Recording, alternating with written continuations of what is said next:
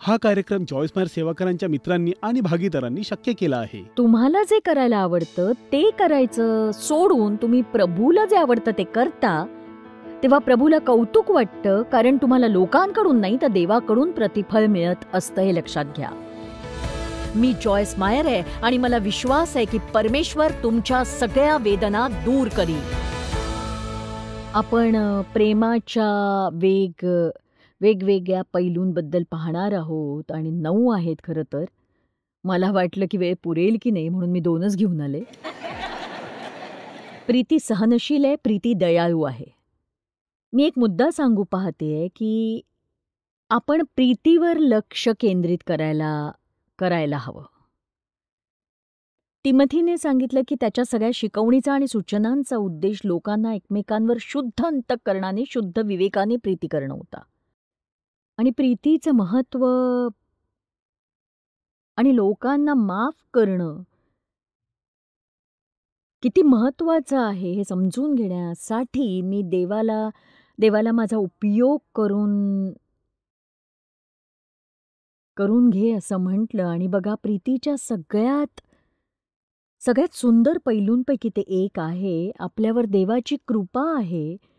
आपण लोकांना क्षमा करण्यास सक्षम आहोत आणि आपण द्वेष आणि कटुता आणि संतापाने भरलेले नाही आहोत. आणि ही खरोखर एक देवाची मोठी कृपा आहे.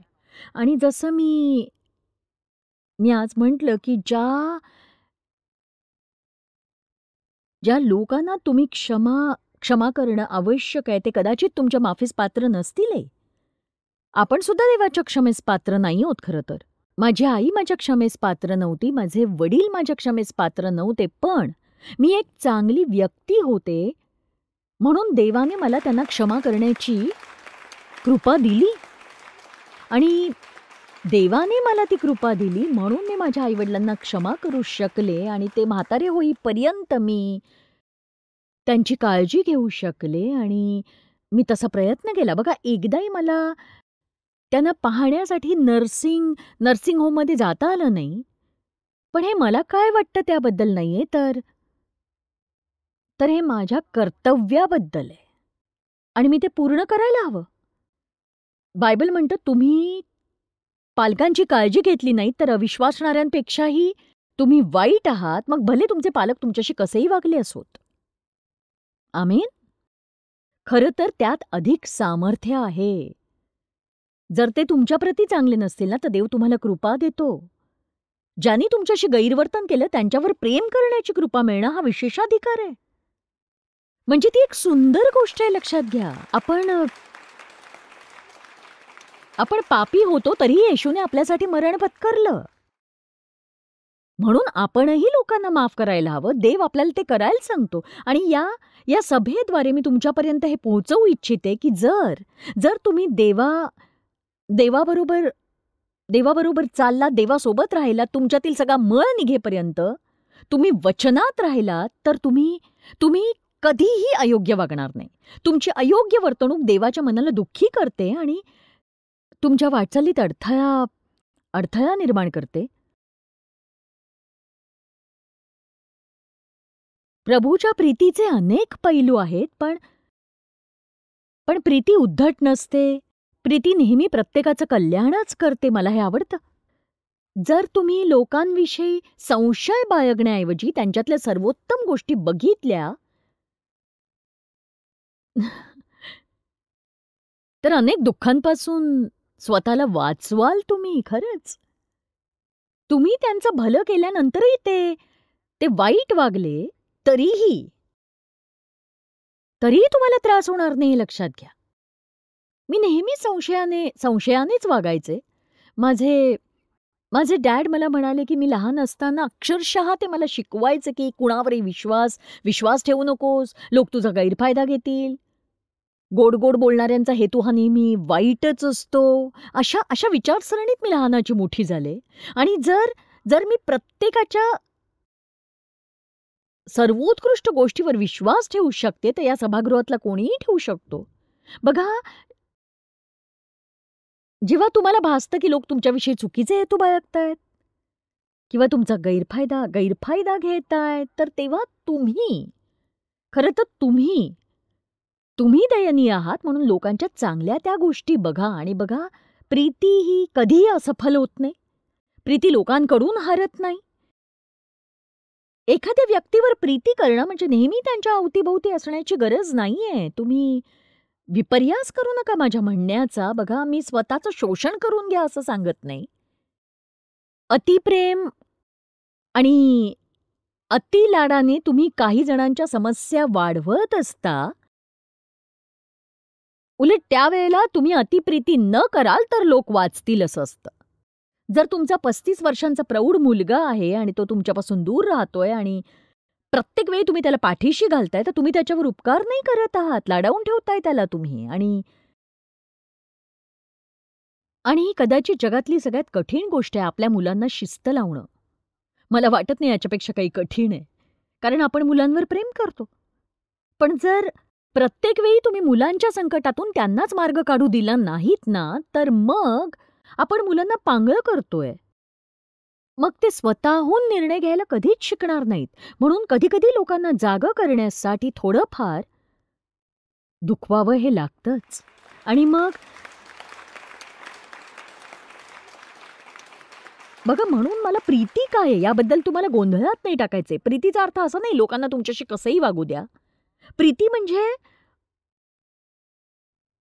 लोकांसाठी प्रार्थना करणं, त्यांच्या पाठी त्यांच्याबद्दल न बोलणं,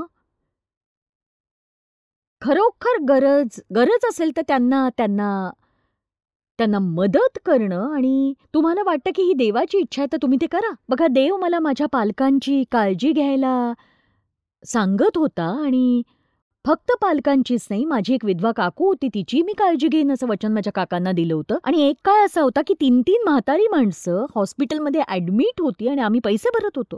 आणि ते स्वस्त नव्हतं निश्चितच. पण बघा, देवाने माझ्या जीवनावर अभिषेक वाढवला, आमचं सेवाकार्य वाढलं.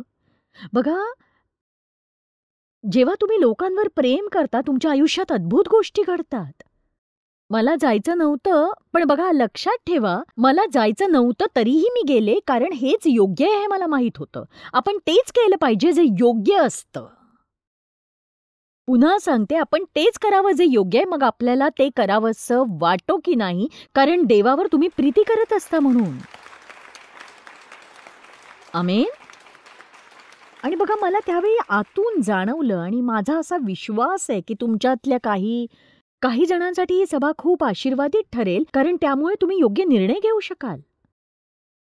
आणि प्रामाणिकपणे ते तुमचं जीवन आमूलाग्र बदलून टाकेल. तुम्ही खूप त्रास सहन करत असाल, काही समस्यांना तुम्ही वारंवार तोंड देत असाल. तुम्ही देवालाही सांगितलं असेल, मला या आठवड्याच्या शेवटी उत्तर हवंय देवा. आणि मला वाटतं देवाने दाखवून दिलं असेल तुम्हाला की समस्या काय आहे, तुम्ही काय करायची गरज आहे.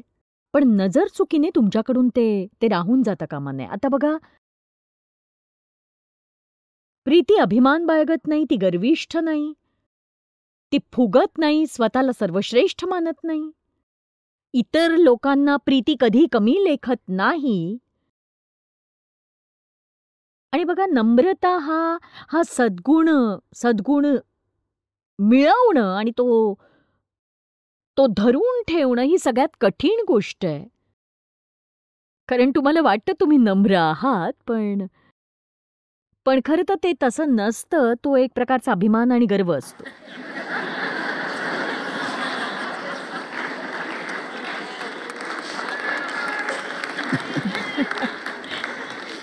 तुमच्यापैकी किती जणांना माहिती आहे की सगळ्यात महत्वाची गोष्ट आहे तर ती नम्र असणं. येशू म्हणाला, अहो कष्टी आणि भाराक्रांत जन हो, तुम्ही मजकडे या, मी तुम्हास विसावा देईन. मी तुमच्या आत्म्याला समाधान, आराम आणि ताजतवानं करीन. माझे जो आपणावर घ्या, माझ्यापासून शिका, म्हणजे तुमच्या आत्म्यास विश्रांती मिळेल. कारण माझे जू सोपे आहे आणि माझे ओझे हलके आहे. सौम्य व्यक्ती म्हणजे काय सांगू? सौम्यता ही नम्रतेची जवळची नातेवाईक आहे, पण सौम्य व्यक्ती, लोकांना वाटतं त्या कमकुवत असतात, लोक त्यांच्यावर वरचढ होऊ पाहतात. पण नम्रता म्हणजे कमकुवतपणा नाही, त्याचा अर्थ नियंत्रणामध्ये सामर्थ्य. याचा अर्थ तुमच्याकडे काही करण्याचं सामर्थ्य आहे, पण तुमचा विश्वास नसतो की देव तुमच्याकडून हे करून घेऊ शकतो, म्हणून तुम्ही त्याची वाट पहा. येशूने नम्रता दाखवली जेव्हा सैनिक आणि यहुदी येशूला गेत्समानी बागेत घेण्यासाठी आले होते तेव्हा, आणि तो पेत्र जो अति धाडसी, त्याने आपली तलवार काढली आणि उच्च सेवकाचा एक कान कापला. आणि बघा, माझा अंदाज आहे येशूने त्याला थोपटलंच असेल नक्कीच. आणि येशू म्हणाला की तुला माहित नाही का की जर मला हवं असेल तर मी देवदूतांच्या सैन्याच्या 12 तुकड्या बोलावू शकतो आणि माझा पिता त्यांना पाठवून मला सोडवूही शकतो त्यांच्यापासून. पण जर मी असं केलं तर शास्त्रालेख पूर्ण होईल का हे मला सांग. तर ते 2000 देवदूत हेच 12 सैनिक आहेत नाही का. तर येशूला वधस्तंभावर जायची गरज नव्हती. अगदी शेवटच्या मिनिटापर्यंत त्याच्याकडे पर्याय होता. पण त्यांनी नम्रता निवडली. नियंत्रणाखालचं सामर्थ्य. माझा एक संदेश येईल जो मी लवकरच प्रसारित करीन, संयमाची शक्ती म्हणजे काय. मी याबद्दल विचार करत होते. येशू हा मनुष्याचा पुत्र आणि देवाचा पुत्र होता, परंतु तो एक महायाजक आहे जो आपल्याला समजून घेतो, कारण त्यालाही आपल्यासारखा मोहात पाडण्याचा प्रयत्न केला गेला, पण त्यानं कधीही पाप केलं नाही. प्रत्येक वेळी जेव्हा मी नर्सिंग होममध्ये गेले, मला कसं वाटलं असेल हे येशूला माहित होतं. आणि एक सांगू का, मला ते चुकीचं आहे असं म्हणायचं नाही, पण मला वाटतं मी माझ्या इच्छेप्रमाणे नाही तर त्याच्या इच्छेप्रमाणे केलं आणि त्याचं त्याला कौतुक होतं. आणि तुम्हाला जे करायला आवडतं त्याऐवजी तुम्ही योग्य ते करण्याची निवड करता तर देव त्याची प्रशंसाच करतो. आणि प्रियानो, तुम्हाला लोकांकडून नाही तर देवाकडून प्रतिफळ मिळतं हे लक्षात घ्या तुम्ही, नाही का.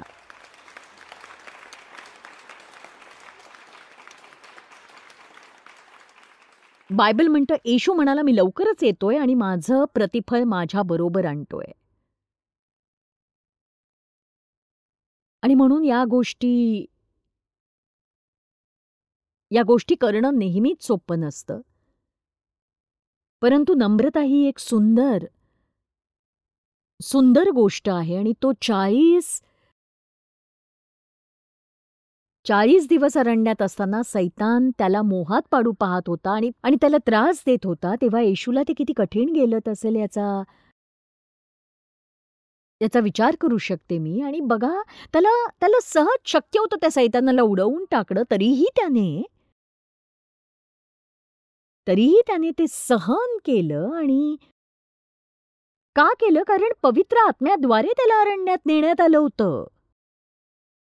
सैतानाने त्याचे प्रयत्न केलेच, पण पवित्र आत्म्यानेही त्याला प्रलोभनासाठी नेलं, त्याची परीक्षा घेतली, त्याला पारखलं. आणि ते आवश्यक होतं.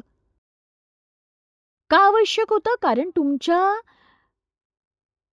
तुमच्या लक्षात आलं का माहित नाही, पण त्या परीक्षेचा अंत झाल्यावरचं सार्वजनिक सेवाकार्य सुरू करण्याचं सामर्थ्य त्याला मिळालं. त्यामुळे सामर्थ्यवान होण्यापूर्वी तुम्हाला तुमच्या परीक्षा चाचण्या द्याव्याच लागतात. दाविदाला मुकुट परिधान करण्याच्या 20 वर्षाआधी राजा म्हणून अभिषेकित करण्यात आलं. त्या 20 वर्षात काय झालं तर त्याची परीक्षा घेण्यात आली.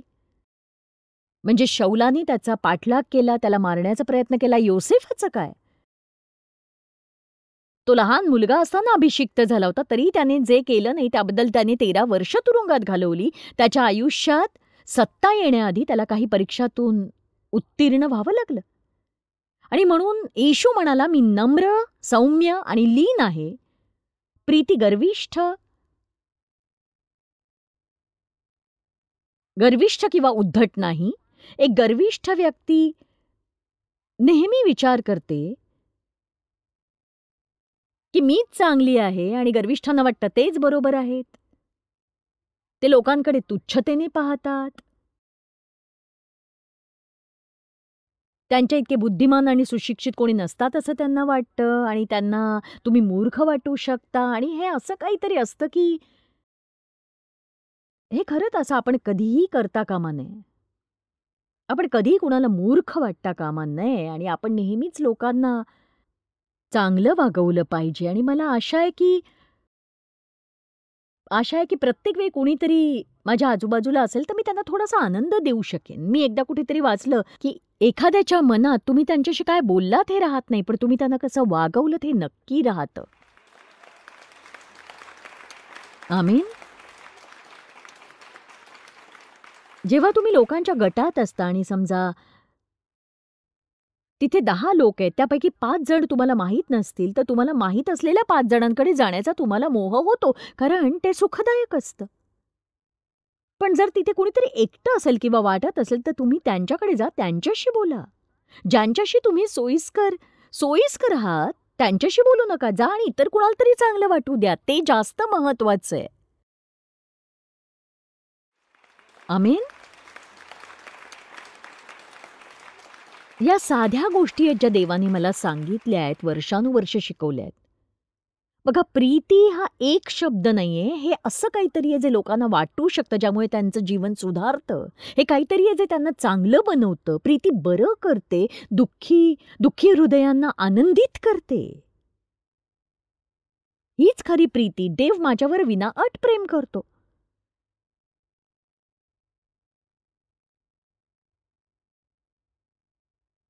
आणि तुमच्यापैकी बहुतेकांना ही कथा माहिती आहे की देव म्हणजे माझ्यावर 18 पैकी 15 वर्ष लहानपणी माझ्यावर अत्याचार झाला होता आणि समोर आलेल्या पहिल्या मुलाशी मी लग्न केलं, कारण मला वाटायचं मी कुणालाच नकोशी आहे. हताश लोक हे हताशच निर्णय घेतात आणि बघा, मी दुःखी होते आणि दुःखाची ती आणखी 5 वर्ष. तो एक चोर होता आणि त्याचे इतर महिलांसोबत संबंध होते. शेवटी निराशेने मी माझ्या आईवडिलांच्या घरी परत आले. मला माहिती आहे माझा सगळा वेळ मी माझ्या वडिलांना टाळण्याच्या प्रयत्नात घालवायचे. तोपर्यंत मला एक मूल होतं. मला काय करावं सुचत नव्हतं आणि मी या माणसासोबत राहू शकत नव्हते. मी ते सहन करू शकले नाही. मी अजून काय करणार आहे? आणि बघा, मी खूप काळ घरीच यायचे नाही आणि डेव्ह मायर आमच्या घरासमोर राहणाऱ्या तरुणाला घ्यायला आला. ते दोघे एकत्र काम करायचे आणि तो वरच्या मजल्यावर राहत होता आणि डेव्ह पत्नीसाठी प्रार्थना करत होता की मदतीची गरज असलेली व्यक्ती माझी पत्नी बनव. आता म्हणजे अशी प्रार्थना कोण करेल? म्हणजे जर तुम्ही पती किंवा पत्नीसाठी प्रार्थना केली असेल, मला खात्री आहे तुम्ही परिपूर्णतेसाठी केली असणार. अशा कुणासाठी नाही जे स्वतःच गोंधळलेले आहेत. मी नसती केली अशी, पण म्हणजे मी विचार केला तेव्हा आम्ही कसे काय एकत्र आलो आणि काय झालं, म्हणजे प्रभूने मला आणि डेव्हला एकत्र आणलं. तुम्हाला कसं सांगावं तेही मला आता कळत नाहीये की प्रभूने ते कसं केलं, त्याचं त्याला माहिती. एक सांगू, तुमचा चमत्कार कधी तुमच्या घरासमोर उभा राहील तुम्हाला कळणार नाही.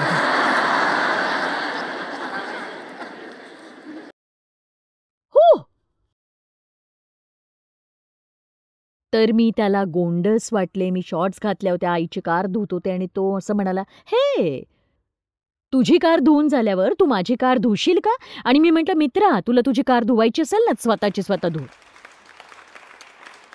आणि प्रामाणिकपणे मी सत्य सांगते, तो आजही म्हणतो, तुला पाहून मी म्हणालो ही मुलगी माझ्यासाठीच बनलेली आहे. मला कळलं नाही त्याला का वाटलं तसं. पण बघा, तो 2 गोष्टींपैकी एकच होता. एकतर वेडा किंवा खरंच पवित्र आत्म्याने चालवला जाणारा असा होता. आम्ही फक्त 5 वेळा भेटलो आणि लग्न केलं.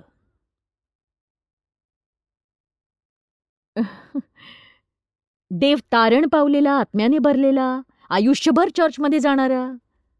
आणि मी मूर्ख होते, बावळट होते.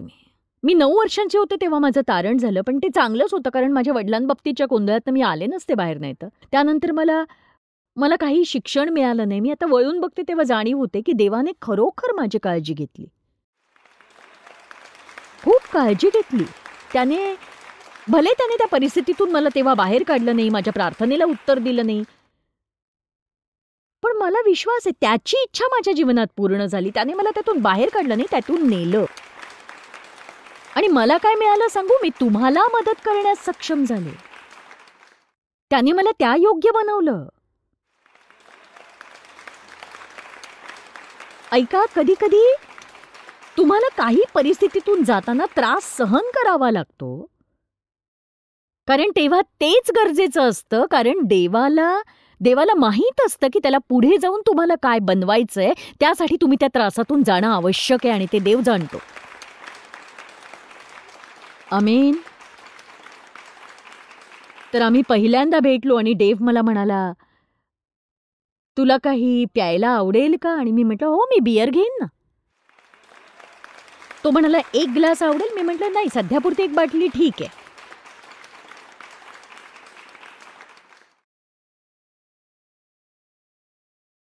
आमच्या लग्नानंतर 3 आठवड्यांनी त्याने माझ्याकडे पाहिलं, म्हणाला, काय झालंय तुला?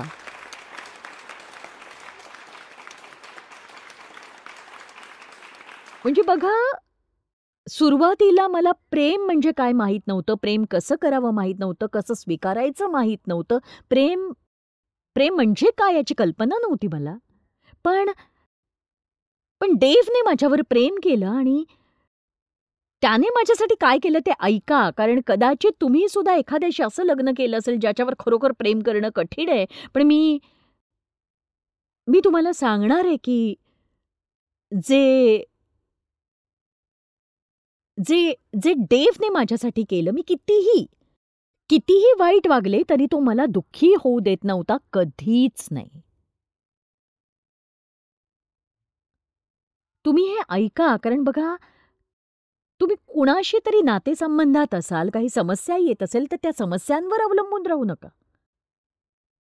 म्हणजे तुम्हाला माहिती आहे की जर ते आनंदी नसतील तर याचा अर्थ असा नाही तुम्ही दुःखी असावं. तुम्ही कसे वागणार आहात हे जाणून घेण्यापूर्वी ते कसं वागतात ह्याची वाट बघू नका रोज उठून. चला आता.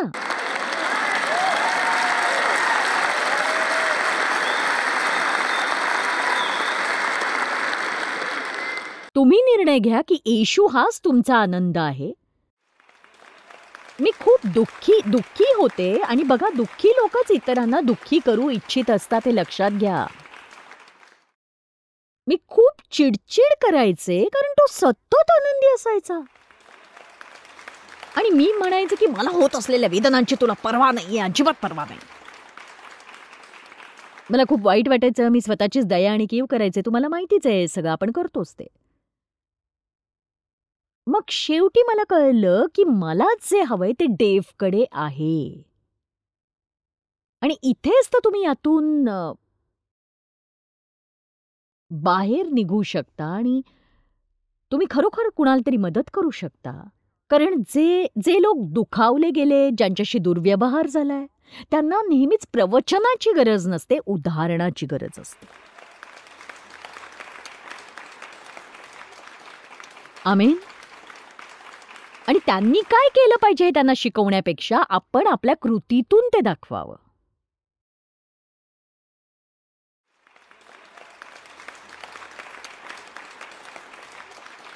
देवने माझ्यावर विनाअट प्रेम केलं आणि मला माहिती आहे की देवाने त्याला दिलेली एक भेट आहे.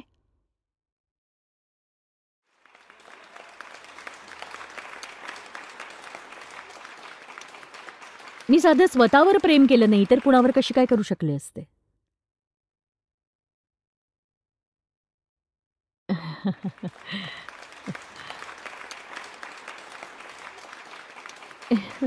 यातून बाहेर पडून पुन्हा प्रीतीकडे कसं वळायचं त्याचा विचार करते मी. तुम्ही इतरांपेक्षा चांगले आहात असं समजू नका. बायबल म्हणतं आपण जे काही करतो ते देवाच्या कृपेने करतो. आपण जे काही करतो ते देवाच्या कृपेने करतो. आता बघा, मला जे शिकवण्याचं कृपादान आहे ते माझ्यासाठी सोपं नक्कीच नाही. मी कठोर परिश्रम करते, मी अभ्यास करते, रिसर्च करते, पण इतर कशाहीपेक्षा मी देवाच्या अधीन राहते. देवाला समर्पित होते मी. आणि बघा, पुढच्या 25 मिनिटात इथून बाहेर पडण्यापूर्वी मी प्रत्येकानेच देवाला समर्पित व्हावं असा प्रयत्न करतेय. मला मला असं वाटतं तुम्ही देवाला समर्पित व्हा.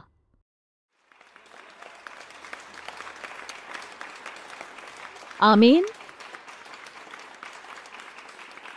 बघा, जर तुम्ही अविवाहित स्त्री किंवा अविवाहित पुरुष असाल ज्यांना लग्न करायचंय, तर एखाद्या योग्य व्यक्तीसाठी आध्यात्मिक अशी प्रार्थना करण्याऐवजी तुम्ही अशी प्रार्थना करा, प्रभू, तू माझा उपयोग तुझ्या इच्छेप्रमाणे करून घे. तुम्ही त्याबद्दल फारसे उत्साही दिसत नाहीत मला.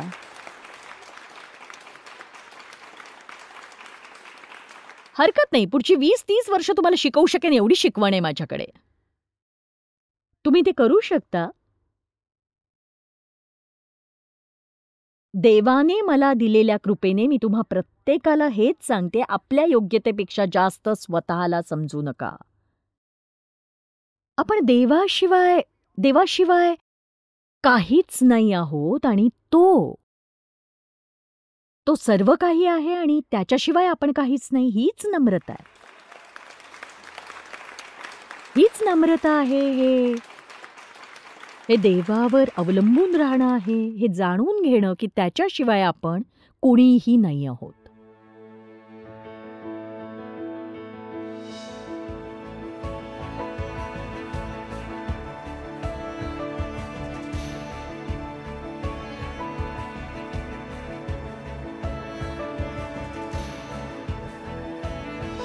हा कार्यक्रम जॉयस मेयर सेवाकरांच्या मित्रांनी आणि भागीदारांनी शक्य केला आहे.